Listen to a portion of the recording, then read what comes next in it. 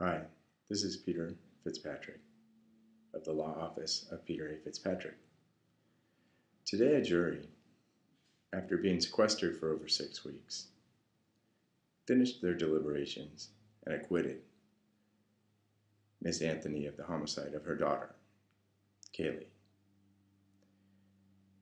The talking heads on TV are going to be outraged, and they're going to sensationalize this case even further than they've already done. And the reason I think it's important to comment on the justice system and the way the media portrays it is, it will inflame public opinion, and it will make it seem as if somebody got away with murder, and a really heinous murder of a little girl. The reason why this is so ridiculous and so awful to allow our country to devolve into such sensationalism is the only people who can have a verdict and who we should listen to as to the verdict are the 12 people who sat in the jury box. Everybody else is got a financial interest in inflaming the passions of the viewing public, or they're not paying as close attention to the evidence as the jurors have to, because there are 12 people sitting there. They've been taken out of their everyday lives, and they're sequestered, and they listen to the government put on its case.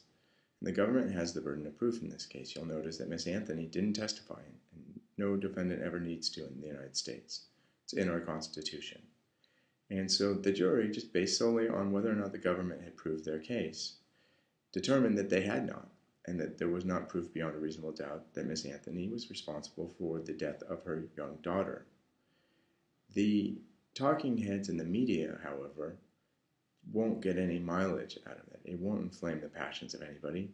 So what they'll do is sensationalize it, and they'll try to make it look as if a young mother murdered her daughter and is now walking free. The harm to our society is that when people who don't have the benefit of the media scrutiny appear in court, that inflammation, that aroused passion, will cause the system to be even further tilted away towards finding the truth and the justice of each particular situation. So if you have an opportunity ever to sit in judgment on another person, the judge will tell you you can't bring in any passions or prejudice or bias, that you have to base your decision strictly on what's presented in front of you.